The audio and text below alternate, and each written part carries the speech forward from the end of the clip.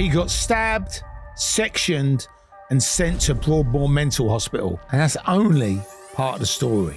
This week on the Tales from the Trap podcast, I'm sitting down with Trizz, a name that carries serious weight on the streets of Islington. He is known as the King of Islington. We talk about his debut movie role in Tales from the Trap and just how real this film actually is to real life. Because for him, this isn't acting, this is a lived experience. He opens up about the moment that he got stabbed, what led to him being sectioned, what it's really like inside Broadmoor Mental Hospital, how it changes you, what it does to your mindset, and how close things came to going completely left. And we go right in to find out what it means to be known as the King of Islington. There's one part of his story that shows just how far things can go and how hard it is to come back from it. This is Trizz, raw, unfiltered, and real. The King of Islington coming to screens near you. Make sure you tune in. You're going to absolutely love this episode, and we'll see you on the other side.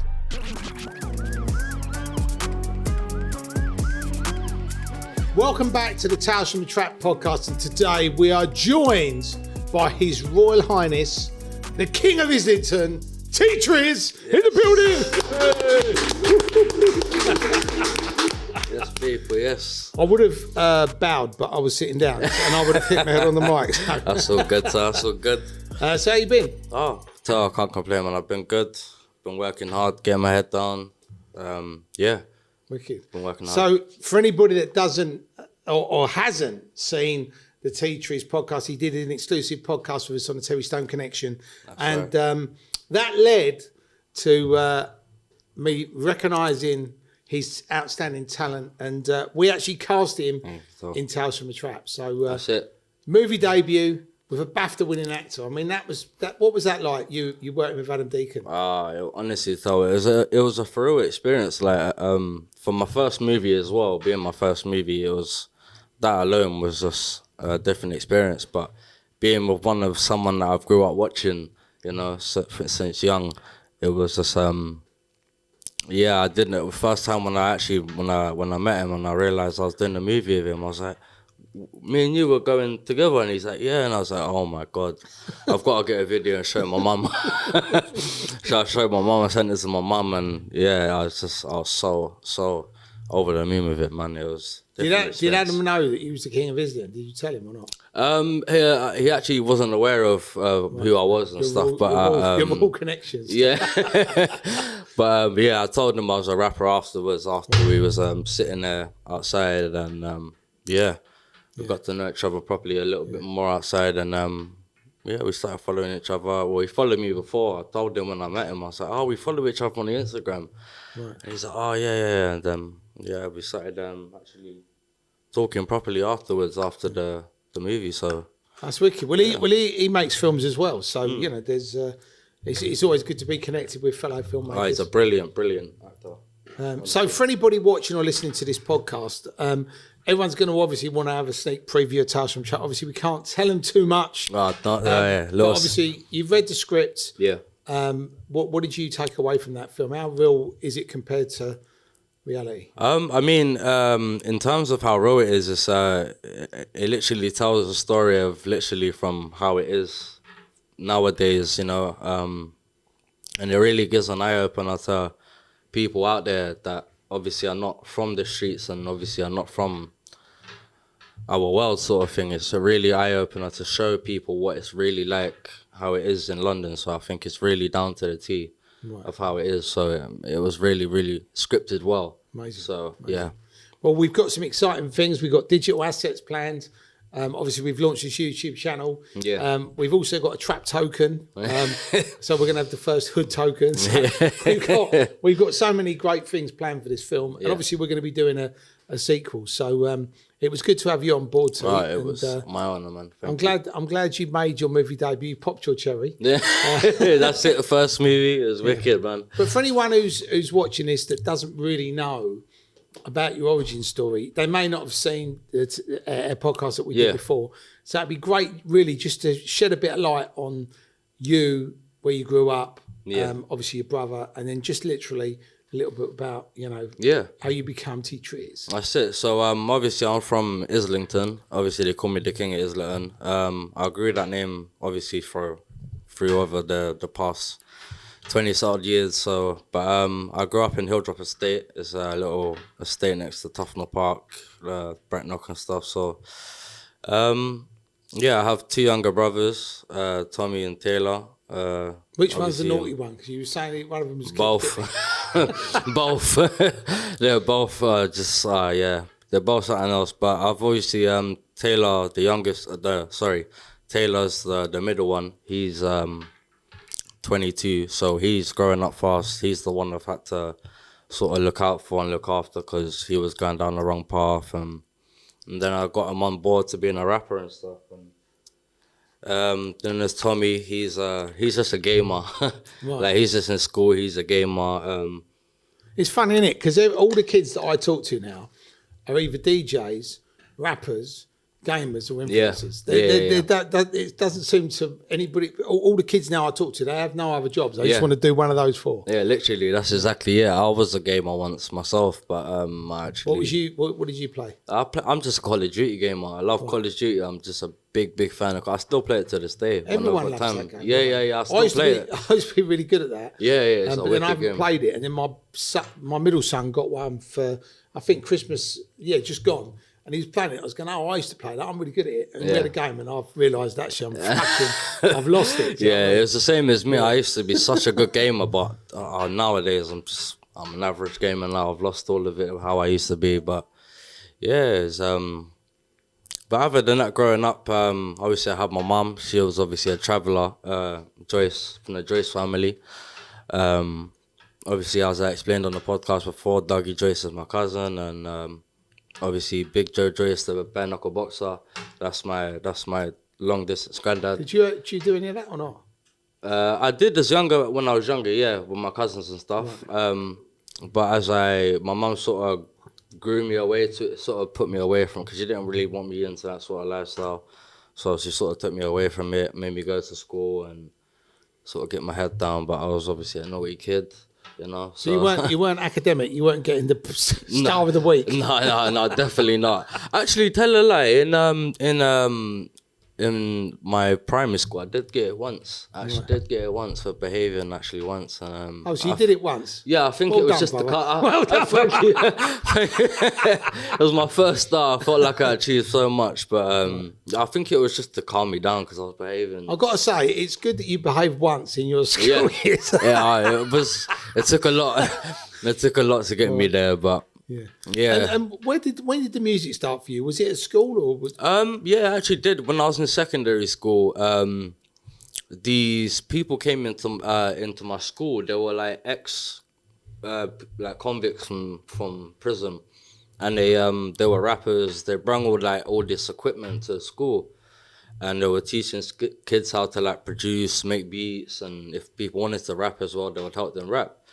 And I sort of wanted to go down the rap route as it was always in me. I was always rapping as a kid, so they helped me rap my first ever song, and I put it on SoundCloud. And then after that, I had a mentor after school, and then he took me to my first ever studio. And then from there, I started actually just getting involved in it. Then my cousin that knows Benny Banks, the rapper, if you know Benny Banks, he's a good, he's that family to me. Was his mum? Was she linked? Was she the Black Widow or something? Was that someone else I'm thinking of? There was a notorious female gangster. Yeah, no, I think was that his mum? No, that was someone else. Right. The name rang a bell, and I thought, because I remember speaking to her. Yeah, and she was saying my son's a rapper. Oh, right, and I thought his name was Benny Banks. I'm probably getting it wrong, but yeah. Benny Banks is a North London Islington rapper. I mean, he's one of the inspirations to me in music, anyways. I've listened to him since young, and then my cousin actually knew him, and he actually brought me to a studio up in Hertfordshire, and that actually gave me the motivation and actually wanted to give me the push and the drive to actually be a rapper, because I'm with Benny Banks, like one of the biggest rappers from Islington. So yeah, I just got inspiration of him. I made my first 2 songs. And how old was you at that point? I was about 15. Right, okay. 14, 15. And then I sat on the songs for about a year. I didn't do anything with them. I wasn't too serious, but I wanted to get other people's opinion on my music. So I made sure for a whole year I shared it with everyone I spoke to. I just gave my music to. And then after a while, I just said, you know what? I'm going to get a music video done. I'm going to put it on somewhere big, like on a big channel, see what feedback I get from other people. So that's what I did. And I actually got so much good feedback in my area, out of my area. I put it on P1 Mono Music. Obviously, it's not really a local channel, but it was still like a big channel.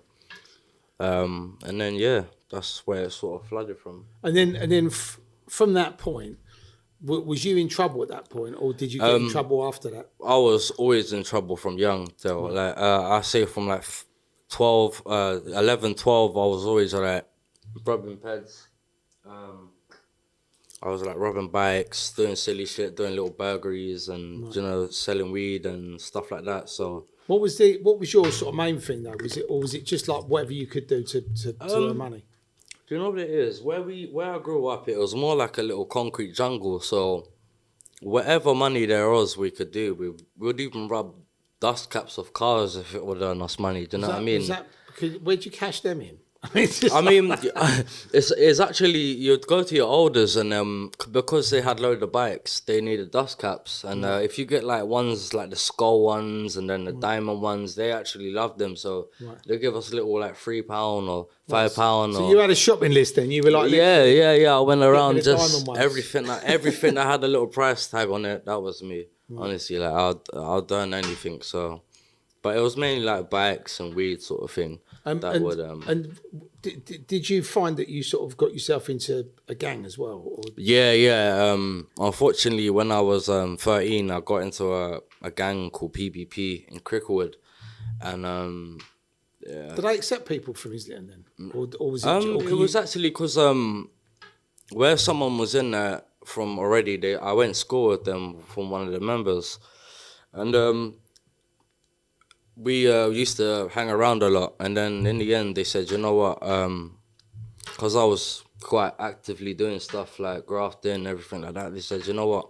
It'd be handy with us, like in the team. Right. So they brought me on as long as my god brother, and then we just went around doing mad shit, you know. And just, I remember there was this one occasion when there was about 20 of us.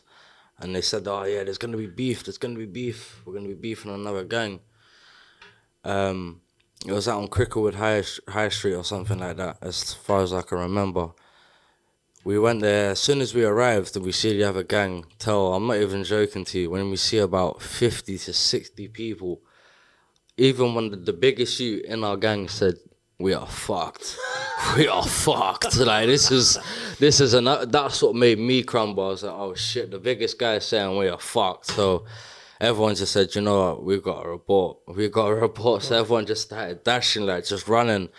And I was young at this time. I just followed them. I was like, I'm not even trying to get killed. And about 60 people were running with planks of wood, all at us. And it all gone, like, it was like a big fucking Call of Duty free-for-all map.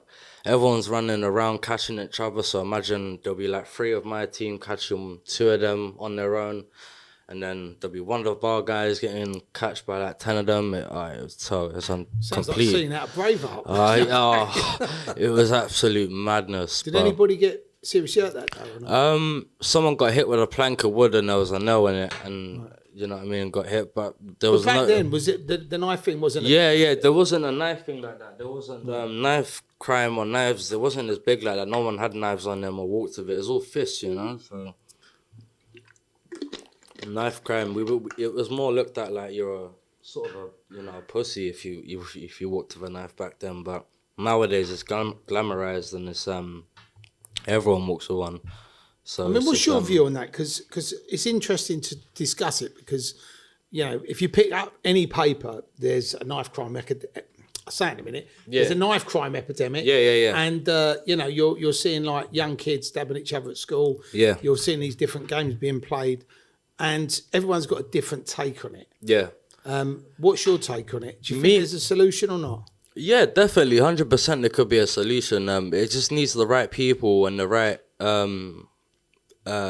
things, like, say, example, like, you know, like youth clubs and stuff.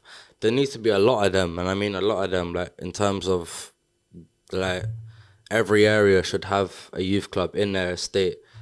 And there should be not people that don't understand the kids. There should be people like me that be working there and mentoring them sort of kids, making sure that that's not, you tell them and drill it into them, like, that's not the right thing to do. You don't be walking around with knives. You tell them, like, that's a straight 5 years walking with a blade regardless. So me personally, I don't like the knife crime thing. I don't like it at all. I don't glamorize it. I don't tell people, yeah, it's a good thing or anything like that. I always tell people, bro, you're gonna get nicked, or you know what I mean? You die, you walk with the blade, you die by the way. Then it's a saying. So that's what I try to drill into people's heads. And you know, I've been stabbed. You know, I know people that's died from it. You know, I try to tell people that. Even my brother, like, recently, he just got nicked with a knife, you know, and knuckle dusters. So, and he could be looking at jail, you know. So it's not a good thing to be like glamorizing, or it just needs more people like me to be working in youth clubs, man. And I reckon one day it's not gonna happen overnight, but eventually it will die down, and it's not gonna die down all like, you know, stop it all, but a big 40-50% at least will knock off, you know what I mean? So and when you got stabbed, what was that over? There's actually the first time I got stabbed, it was actually over something silly. But the actual serious one, when I got stabbed in my face, that was actually through the gang, like when I was in the gang and shit, you know. And that's what I tell people, even my brother, like, joining gangs and having knives, is you're gonna get stabbed up or killed, man, because that's all they aim for, and that's all they're looking for, is just to kill people and get points, these fucking points and shit. Like, it's just, I don't know what kids go around thinking it's cool getting these points and shit on their name. But if you go around doing this and you get these points, so you're like playing the game. What do you do? Do you get like a badge or something, or do you win a prize? Yeah, like, people think they're gonna get some fucking medal or something, but it's just, realistically, it's just, you're looked at as like the higher ranky or something, like the higher. Because I interviewed someone recently, and they were talking about, you know, when they got put in jail for a long time, right? And it was because they posted a clip of what they did on the internet. And you know, obviously, and when I said, you know, why did you do that? They was like, well, you know, they posted them doing something to me on the net. So it was like, this is my response to you. Do you know what I mean? And there's been loads of it. There was a rapper called C-Biz that was attacked, and then and they posted videos of it, and then something happened to them, and then they posted it. So it just seems that when it starts, it does actually play out online. Do you think it's, I know it sounds weird, but do you think it's been gamified so that the kids think they're in some sort of fucking game? That's exactly it.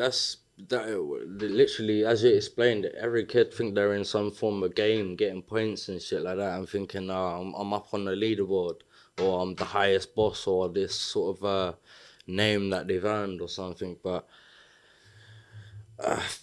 person is basically self-snitching, you know. You're basically giving the police their evidence that they need to arrest you. So I don't understand why you would want to post anything on the internet about what you're doing. You know, like, you should keep that. If you're gonna do something, do it. But if you're trying to avoid it, but do you think it's because if somebody did something to you and post it online, they're obviously getting clout that they've done something to you. 100%. So then if you then don't respond with another video saying, you look then like people go, oh look, he's a fucking pussy. Yeah, do you know what I mean? So do you think that's why they're doing it? They're not thinking about, oh, this might get me nicked. They're just thinking, well, you've done it to me, I'm going to show everyone that I can do it to you back. Funny enough you say that, though. I'm going to address the situation that obviously I haven't addressed yet. And obviously I'm just going to address it here now, innit? When my little brother got punched up over this Dougie situation, my little brother got rushed by like seven kids, about his age. And they all grabbed him, slapping him up, and they all screaming, "Why Trizz and Dougie?" And obviously these are the ops of Dougie. So they video recorded it, and they posted it, and they got about over 1 million views, more than that if even. But each video I see had 500,000 views. But all they were looking for was the clout of my name and my little brother's name, and then obviously Dougie. They were trying to say to him, say fuck Dougie, say this, say that. So who's Dougie? He's a rapper from Brighton. He's someone that's up and coming. He's up and coming quite fast. He's a very talented artist. But you've worked with him, right? I've never worked with him. My little brother's been in his music videos. But why were they saying fuck him then? Was it because he was working with your brother? Yeah, so my little brother they thought my little brother was involved within their gang or whatever they're involved in, but he was just in their music video, There's just gangs showing in love. Brighton as well. Yeah, funny enough. I thought Brighton was like a nice place. I thought it was the place of the gays, but yeah, Brighton, it's got gangs now. I was so surprised myself when I found out. I was like, Brighton, I go there to go sit on the beach and that, to go relax, go get some fish and chips, but I never knew there was gangs there at all. But when I found out with Dougie, when my little brother showed me him, I was like, wow. And where was this other gang from? Brighton? Yeah, Brighton. Oh, so he actually got jumped in Brighton? Yeah, right. He got jumped in Brighton, a place called Peacehaven. They just made him scream, fuck Dougie, say fuck this, fuck that. So when they posted it online, because Dougie was getting so much views and so much attention at the time, that was the time they thought they could post it. So they posted it. And obviously... And the Fuck Dougie video got 1 million views? Yeah, it got loads of millions of views. So obviously, that's obviously me addressing it now. My brother was never involved and he never was. So, yeah, it was just obviously... So what's Dougie going to do about it? Is he getting... He's in jail, actually. Right. He's been in jail for quite some time. So... what did he get put in jail for? I'm not quite sure. I think it was over something very stupid, but right. Like when someone's just like violent in jail, they're gonna keep getting a little more sentences. But I don't know what it's actually for. But yeah, he's in jail at the minute. But someone's playing his stunt double in his music video, so that's how he's getting a lot of attention at the minute. He's not being cloned, does he? Hopefully not, anyways. No, it seems to be the thing now, doesn't it? Like everyone's saying Jim Carrey's being cloned. Oh, man, have you seen it? Oh, Jesus. Do you know what makes me laugh, right? We've got to address these conspiracy theories, right? Because every single time I watch anything on social media, there's always some new thing. Yeah. And it just makes me laugh. And I'm just thinking... I've got to stop looking at these things because it keeps giving me more. Yeah. So it's like TikTok. I've got to stay off TikTok. Like all the stuff I see on it, it's like brain rot, you know what I mean? So I just stay away from it. So honestly, I put my phone to the side and then that's me. I just What's watch, your preferred platform, T? What were you? In terms of just if you're going to go on there and promote something, is it Instagram or is it? Oh yeah, it'll always be Instagram. I've never really used TikTok. I still can't get around it still to this day. Like, I can use it perfectly fine. There's nothing wrong with it, but it's just, it's very, when you're scrolling, you see the maddest people on live, and I'm just like, this is a wild of a mad place. This is. I love it though. I don't know. Do you know what? I go on there to have a laugh. Don't get me wrong, but I've met some great people on there. Oh, I bet you have. Yeah. People that I never have ever met. Do you know what I mean? And that's a few what I of mean. them, few of them have come on a podcast. Few of them have been in the movie. Yeah. But for me, like lots of people, I always thought TikTok was people falling over, being silly, doing dancing videos. Yeah, that's it. That's what I've always looked to at it. music. Yeah, you know what I mean? yeah. I don't use it for that. I just use it to promote what I'm doing, and I've actually found that it's a good way to get your message out to people. Oh, 100%, about a podcast, or about a film, or about what you're doing. So, yeah, definitely, 100%. Yeah, because I think the problem with a lot of the other things, it's not reactive. So when you post on Instagram or you post on Facebook, you get a few comments. Yeah. But I think when you go live on TikTok, you actually it's talk crazy. to people. Yeah. You get to actually hear it. Interactive loads. There's a lot of people. dibs on there as well, posting stupid shit. But that's why hardly I go on there because of the dibs. I go live and the man I hate I get, I'm like, oh Jesus, you know what, I'm going off. See you later. It's just I get too stressed out over it sometimes, man. But yeah, it's a very good place to actually get your message out in terms of like, even I've actually posted some clips of me on the motorbike, and it got over 100K just to me driving a motorbike, and I was like, wow, this app is something else. So definitely 100% it's a way to spread a message on that. And when you got stabbed in the face, what was that over? That was just sort of a silly beef, you know. Silly beef, though. Honestly, silly beef. That was obviously with the PBP and the Mozart people. But yeah, that was just like got caught. Obviously, got caught lacking at the wrong time, and then you know. So when you look at North London, Yeah. what would you say were the biggest gangs in North London? I would in North London. I would say, oh, that's a bit. You know, I'll probably say OFB. You know, because they're all tight. They're a big community, and then they got quite a big block. So I'd probably say OFB. Right. Definitely, 100%. Have you thought about joining them or not? Would you not? I know some people that actually know them. A few of my friends. So they're actually cool. For you as an artist, right? Is it good to have a gang affiliation or not? To be honest, it is safer to be having more affiliation than just being a separate sort of. Because I know, like back in the day when the DJs were playing out and people realised that they were carrying cash on them. Oh, right. They started to rob them at the houses at like 7, 8 in the morning. So they knew that they'd be out playing 4 or 5 places. Yeah. And there'd be like 3 or 4 grand sat in their house. So a lot of people were doing that. But I didn't know as a music artist, if you're out and about, whether you need to sort of roll with security or with different people, or whether you just, you know. Yeah. I mean, I used to have a security guard. Big up my guy Wolfie, man. He was a wicked security guard. I mean, when I used to walk with him, everyone was just there, and it was just one security guard. I mean, he was massive. Right. He was a big monster, but yeah, I mean, having affiliations is more safer than you know just being on a separate sort of gang, thinking you can rule everyone. It's not gonna happen. But and when you was getting into trouble, like you said, you mentioned earlier, obviously you've been stabbed twice. Have you ever been arrested? Oh yeah, I've been. Oh my days, yeah. I've been getting arrested since the age of 11. Right. How many times? Jesus. Do you know? I generally couldn't tell you, Tal. Right. I generally couldn't tell you, and that's. I know it sounds bad, but it's more than 10 though, right? Oh yeah, definitely. It's more than 30. You know, right. It's more than 30 times. But that was from a spring upwards from a kid. It was more when I was a kid. I got arrested a lot of times, a lot. But as I got into my 20s, it more died down. It slowed down a bit more, and then Have you done any jail time as well? I haven't. I've been in a mental institution, right? But I haven't actually been in jail or anything like that. So, right. But I've got a section before.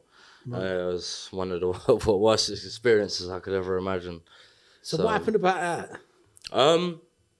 So obviously I was basically what I did, and it was I tried to set someone's house on fire. It was basically one of my enemies that I had back in the day. It was a separate occasion from the gang. It wasn't anything to do with the gang.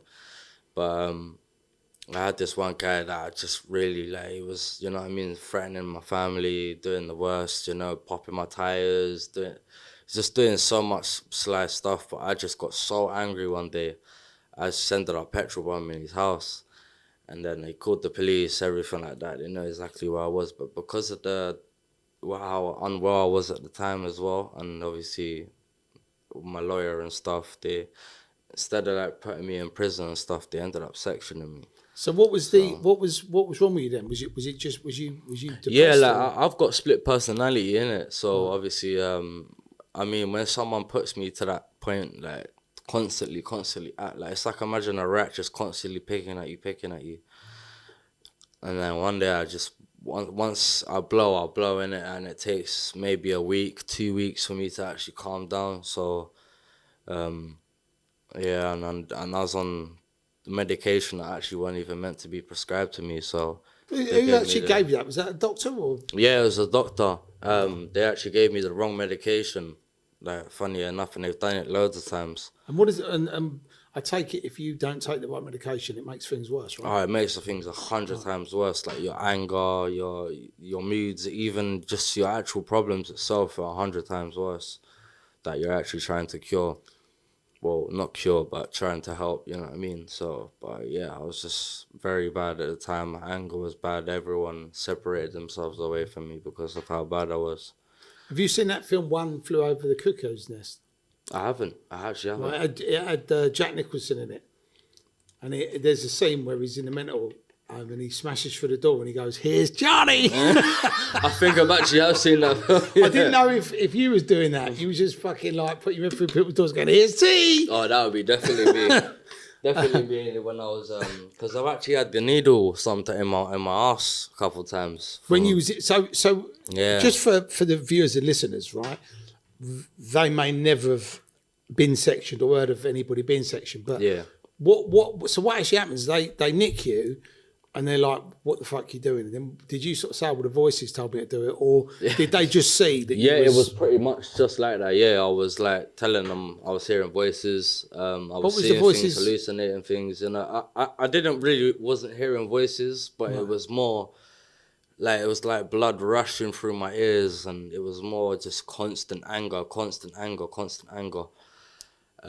But I told them I heard voices because I didn't really want to go to jail and stuff. I was hoping it was going to leave me. Did the lawyer give you that advice? Yeah. See, go in, just say you're in voices, mate. If you don't want to go to jail, just say you're in voices. And what was you seeing? Was you, when you said hallucinating? No, generally I was seeing stuff though. Like I was, it was more like figures of stuff. It wasn't like people or stuff. It was more figures of stuff that it just made me cringe and made me feel weird. My body that just didn't like in it.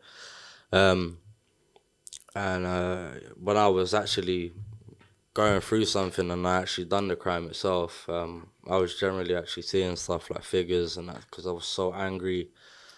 I couldn't hear nothing. You know when you just focused on one thing, like I couldn't even hear cars going by. I couldn't even hear nothing. I was so focused on this one thing, and I was so like happy the guy didn't come out or anyone because God knows what I would have done. Was he in the house? Yeah, with his family. Yeah, I'll take it they was okay. Yeah. No one actually got harmed or anything, and I'm thankful for that myself, and still to this day I'm still apologetic for it. You know. And when you got sectioned and they actually said you're going, where did you actually go? Did you go to? Firstly, I went to the St. John's one. I was there for a little while. I was there for about 6 months. And then they put me in Broadmoor for a little while. Right. They put me there for about a year. Right. I was actually there with Ben Hatchett. I'm not too sure if you know. Yeah. I was actually there with Ben Hatchett. So, what was it? What was Broadmoor like? Because that is like, if you're going to go to a mental hospital, that's the one, isn't it? I mean, yeah, definitely. Like, there's so much stories and so much things that you'd hear about Broadmoor and, you know, the famous people that have gone there, the Craze and stuff, and Charlie Bronson. And I mean, it wasn't a nice place, you know. It was you could smell shit 24/7 of the day, you know. Because somebody actually told me that that when people like fucking kick off, they smear shit all over the fucking walls. They throw it, they eat it, they smear shit every. Tell it is. That's fucked up. Oh, honestly, tell it is really bad. It was very bad, but yeah. So you weren't eating shit in there, were you? Oh, well. I'm just saying, but I don't get why anybody want to do that. I know, understand it. And they do it and they laugh whilst they're doing it as well, and they think it's actually funny. I mean, hearing you talk about it's funny, but actually being there, I'd be like. Yeah, no, generally it's there. Actually, do you know what? I'm finding that voices have gone. I'm not seeing anything. Please get me out. That was exactly me. I just wanted to get out and go home, you know, because it was something that I just did not like. It was just a thorough experience. Have you got any stories that, like, you've talked about people doing all this shit stuff, but yeah, have you got any crazy Broadmoor stories you can share with us? Yeah, I've got some crazy stories I can tell. So there's this one fellow called Jack I knew.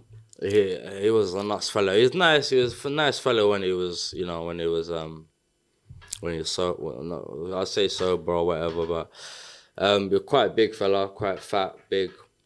Because some people when they were very skinny or very fat, you know. So, well, this Jack fella, he used to do that smothering shit thing, you know.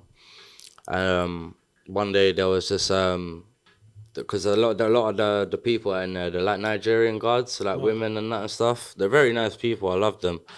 But one day when he was talking to one, he had shit behind his hand like this, like that, but he had it so like thingy, and I was sitting there watching him doing it. And he was sitting there talking, and the woman was just talking to her, bless her. Like I couldn't remember the woman's name, but he's sitting there talking to her, and he's just gone. Rubbed it straight over her face, like honestly, over her face. And all she could do was sit there and just like panic and just sort of like stay calm sort of thing, you know, because you're sort of wilding out. You can maybe set off other people's mental health and stuff, you know. I mean, that's fucked up that somebody would actually do that.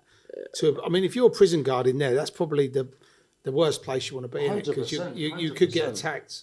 Did you see any violence in there, or was it? Yeah, 100. I see a lot of violence in there. There was a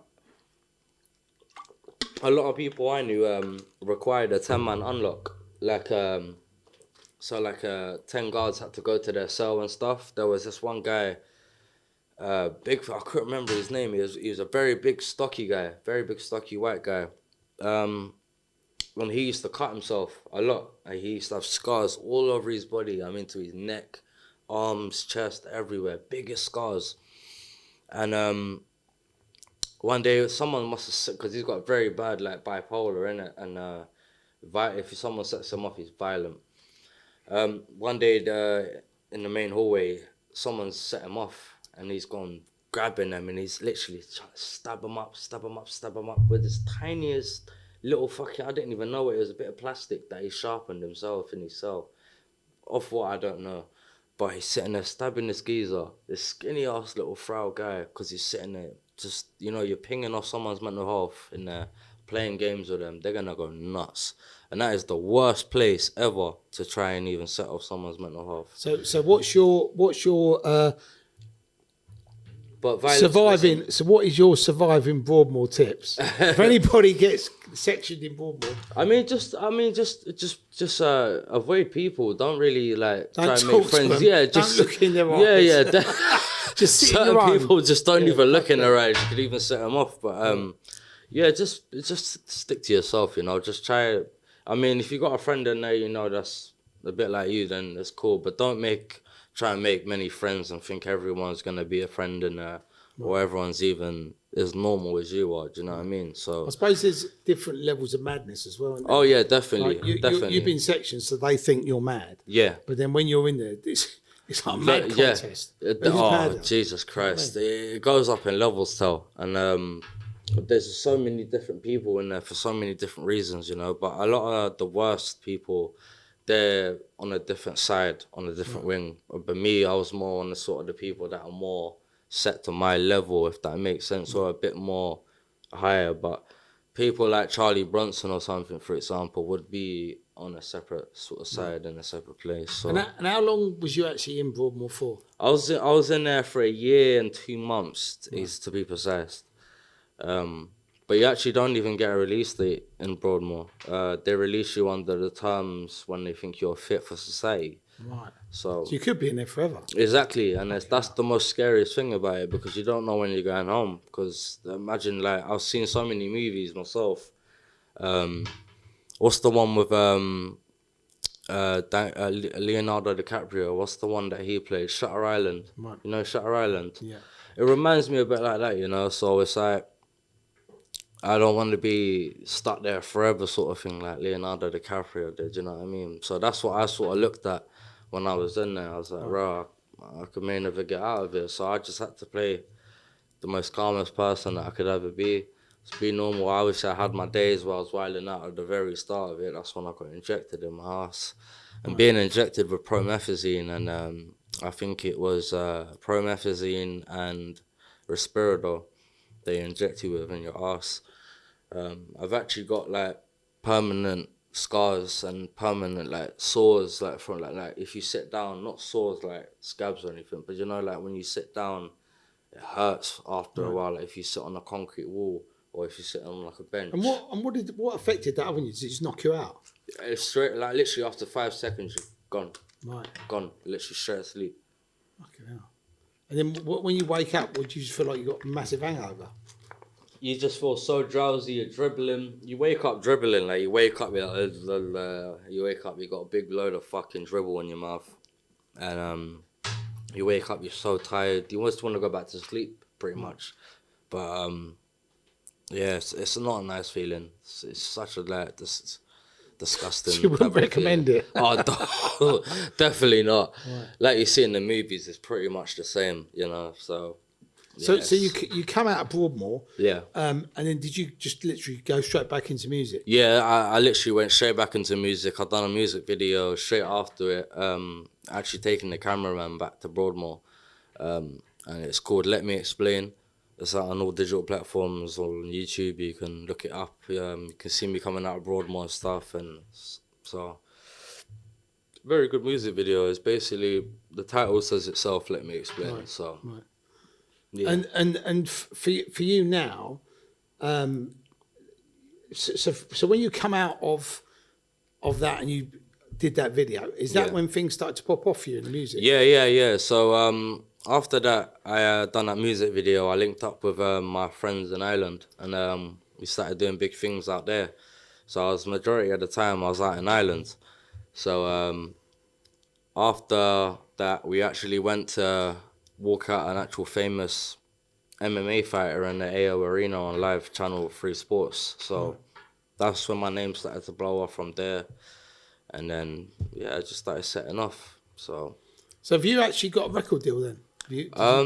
I've got my own record label. Yeah, I own my own record label. Oh, right, so you set up that. And, Yeah. And then you're on that. Who else have you got on that? Is your I've got my brother. There's Starts. There's probably about 15 plus more artists on there. So big up all the artists that are on the label. What's your label called? Pound Gang. Pound Gang, I like that. A lot of people try to take the make and say Poundland. So, yeah. But yeah, so it's I restarted it again. Do you know Joe Black, the rapper? I've heard the name, yeah. Yeah, he used to run Pound Gang back in the day. Right. So I brought it back, being an Islington rapper. I had to bring it back, of course. So I brought it back as a record label, and then got on 15 plus artists on the record label. And now I'm just helping them develop, helping them just trying to get to where I'm at, basically, you know. So. And what anyone watching this or listening to this that's got a career in rap music, what advice would you give them? Because how long you been doing it now? 20 years? Yeah, I've been doing, I'll say 17 now. 17. So yeah. Because I don't know where I got that from, but it felt like about 20 years. Yeah, I say 17 years now, but I would say my advice would be just to keep grinding, don't stop. Like every day when you wake up in the morning, put a beat on, like an instrumental, freestyle, and that's where you pretty much find your flow, you know? Like you'd find your flow in a freestyle, I recommend. People don't really find their flow until later on, after good few music videos. So if you really want to find your flow fast, I'd recommend every day wake up in the morning when you got a fresh mind, before you smoked any spliffs, anything like that, just freestyle. And eventually by, I say 6 months time, you'd eventually have something that you can actually put out there and, you know, just move forward with it. And don't listen to no haters, because you know, if you ain't getting no hate, you ain't doing something right. So just remember that. Yeah, so if you're not getting any hate messages, you need to mix it up. Yeah, exactly that. You need to mix it up a bit. So, yeah, I just just keep pushing, and eventually you'll get there, man. You get there. It didn't take me overnight. It took me 10 years to get where some form of limelight, you know. So. Right. So with your record label, if anybody has got music, do you actively look for music, or do people just contact you and say they want to? So basically what I do is, with the TikTok thing itself, is a very good app for scouting for good artists and, you know, up and coming artists and stuff. So I look on TikTok a lot for up and coming artists, because, you know, on Instagram, you've already got established artists and stuff like that. So, I just generally look for them. I'll contact them. I say, yo, I think you're fire, bro. Like, send me some more music in my Gmail. If they got more than a couple of songs, you know, I'd help them. I say, what do you want to do with it? You know, like, if you got any plans for a music video or anything like that. So, and if they, you know, some people can't afford it, some people ain't got the funds for music videos, anything like that. So I'd help them on their first couple of music videos or something like that. I said, so you have your own team basically. So you've got your own videographer and right. Well, I started on my own, and then I eventually built a little team behind me, but I pretty much did it on my own, you know. So, with the scouting, of course, but yeah, I just I asked them if they want any music videos. I get that done, and then I say, this is what sort of I can provide. Right. I can help you get to this place, and so forth and so forth. So when you look at people in the UK or the US rap scene, who do you actually look up to and admire? Well, firstly in the UK, it would definitely be Cassius Dead, 100%. Like, yeah, he's great. He's like the best UK artist by far. Like that's my main inspiration to music. For the US, it would be like 50 Cent and Eminem, definitely. Obviously, I love Tupac, Biggie, all of that. Don't get me wrong, but when a new style of music come out and Eminem come out, you know, that just, you know, it's no one's like Eminem, you know, like doing all the crazy lyrics he comes out with, the videos as well. It's just another different man. And then 50 Cent, of course, is just like he's a crazy entrepreneur just to look up to, you know, like from being in the streets and then coming upwards, having his own games and movies, and then, you know what I mean, yeah, I look up to him quite a lot as well in terms of that way. So I mean, he's done really well, hasn't he? With the very well. He started going into movies. He did his own movie. I mean, yeah. And then the Power franchise. Crazy movies, yeah. And there was this one movie. You remember the movie when he done when he was a cancer patient? Do you remember when he lost all that weight? It was about. What was that called? Because I don't remember that. I really can't remember the movie, but there was a movie he lost about. Oh my days! It was about 10 stone, and he was like a twig, and he had to play a cancer patient, and the movie didn't even do well either.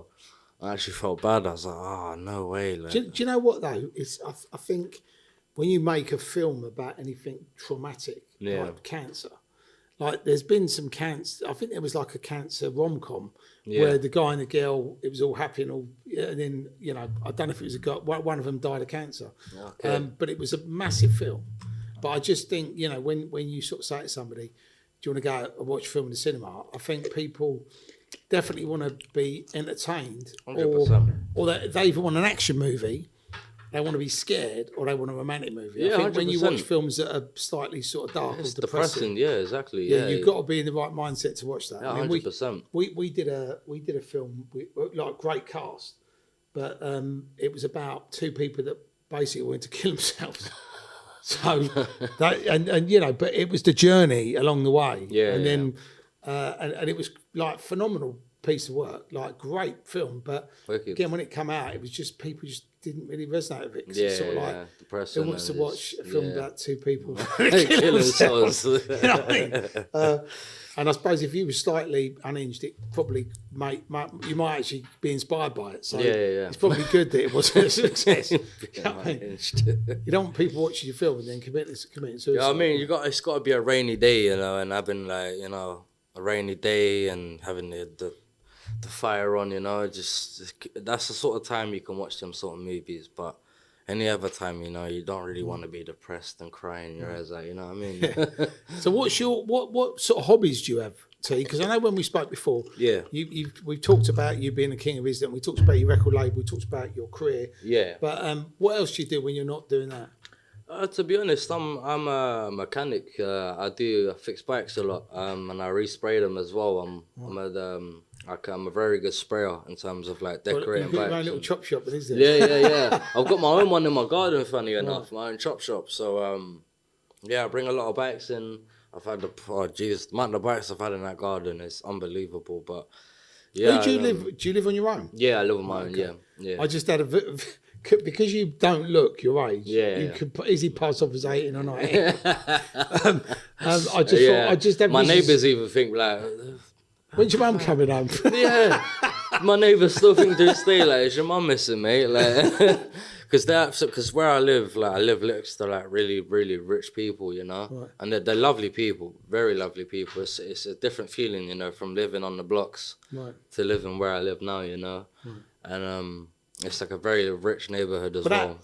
Them palaces don't come cheap, do they? No, they don't. No, they don't come cheap. They come at a hefty price. You know what was funny? When we did the podcast, which was this is only your second podcast. Yeah. Right, wicked. So we've had him both on 2 times. Yeah. But the first time, it always made me laugh.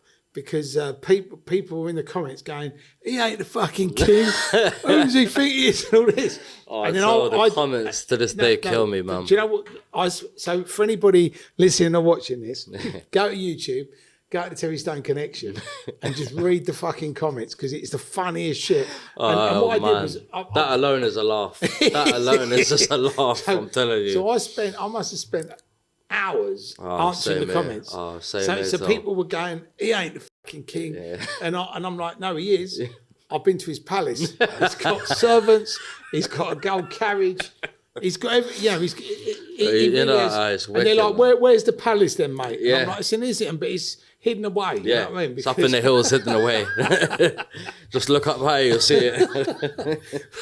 But after that podcast, what because people knew you was, but did you find that you got a different audience off that? Yeah, definitely. I was chatting to people in pubs and, people coming up to me in the fucking middle of the road whilst I'm driving, like, oh, you're that King of Islington fella, innit?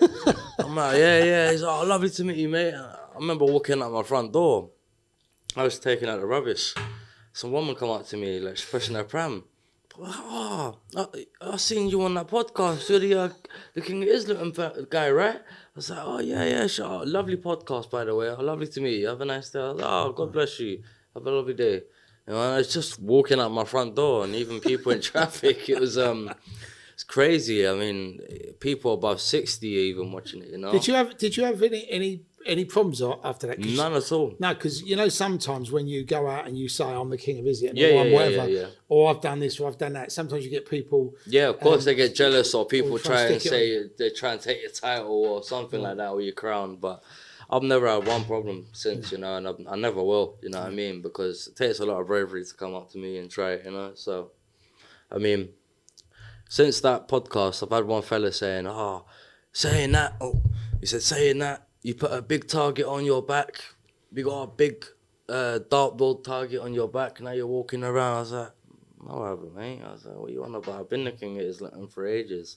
You're only aware of it now. So I said, but it's going to have to get used to it, mate. If you don't know who the King is, get to know. Get to know, mate. So you got your movie debut coming out this year. Yeah. What else have you got happening this year? This year, I've just been relaxing. Obviously after this, I've had family problems, so forth and so forth. So I've just been relaxing really. But this year, after the film, I promise you now, I've got a big album, like a beautiful album. It's my first album, by the way. So my first album's gonna drop. Obviously, I'm gonna drop an EP before that. But the album is something special to look forward to because I'm not only dropping merch with it, I'm going to be dropping quests, side quests, everything like that to come around my castle and my mansion. Right. So around the mansion, you'll be finding money, you'll be finding merch, you'll be finding maybe an iPhone, you could find maybe, I'm gonna make it, I'm gonna try and make it the biggest album sort of twist up and stuff that goes with it this year. Well, that's exciting. How many tracks are you planning on having on the actual album? 32. Wow. Yeah. That's a proper album. Yeah. Something to, if you've got a long journey, a 4-hour drive, then, hey, slap on the Trizz album. And it's going to be called I nearly said that. I'm not going to release it yet, but you know what, I'll spoil it. Just because it's Terry Stone. It's called Split Personality. And why it's called split personality? Because obviously I suffer split personality, but the genre of music that is going to be put into the actual album itself will make you think this guy has split personality. So there'll be loads of different genres, there'll be loads of different type of music on there to listen to. So it's not just going to be only drill or raw rap or, it's going to be all types of music to listen to. So that's why it's called Split Personality. Right. I like that. So, yeah. And there'll be loads more to come. Loads of different more albums and EPs. But this, for my first album, I have to make it very special. Right. So... Well, as you're here, T, I think it'd be rude not to actually get you to perform one of your tracks for us. Oh, of course, though. No problem at all. Let's get it going. Let's get it going, baby. Let's get it going, man. I'll spit into this. Yeah. Go back to yours. Oh, sounds a bit distorted. Doesn't sound the best, but we'll get the proper mix after. Trizz. Make it sound better. Yeah. Teachers, you already know, man. King of Islington. Yeah. Shout out Terry Stone. Shout out the Morocco fellas. Yeah. Look. Yeah, I'm back and I'm taking a piss. You ain't got bread. See this Rolex on my wrist? Yeah, it's a bust down. All icy and shit. I built my foundation from grafting on the strip. You ain't ever had to take a chase and dash away the brick. Brazilian brothers got a moving hella big, got answers in the crib, but there's a tooth and if they shot, I got an ash out the spliff. Gypsy traveller, so you know I'm on the graft. I'm creeping in your gaff and I ain't setting off alarms. I do this for a living, dog, don't make me laugh. My attitude stinks, I'm pouring Del in the bathroom. Trapping out hostels to living in the yard.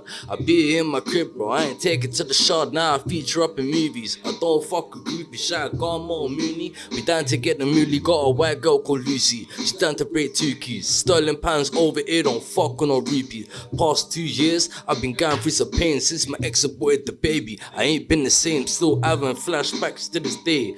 Grafting all season, just to keep me sane. I'll shoot you in your...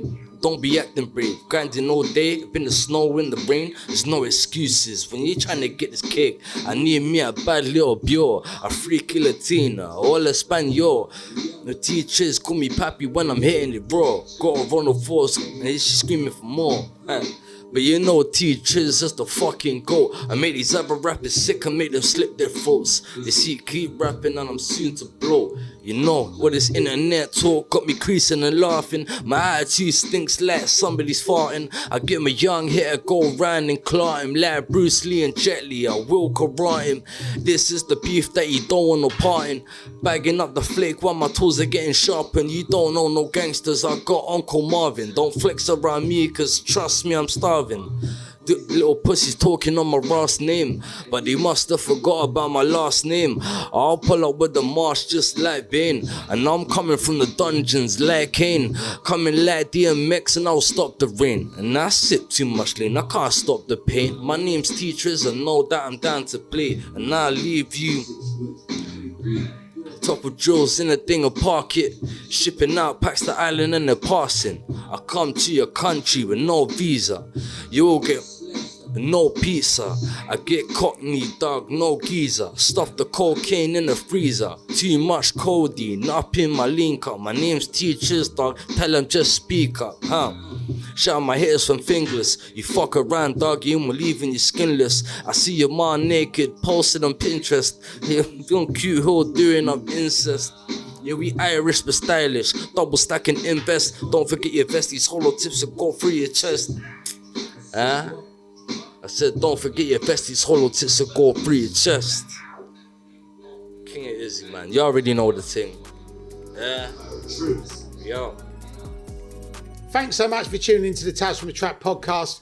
Trizz, what a fantastic guest. Make sure you're liking, make sure you're subscribing, and we'll see you on the other side.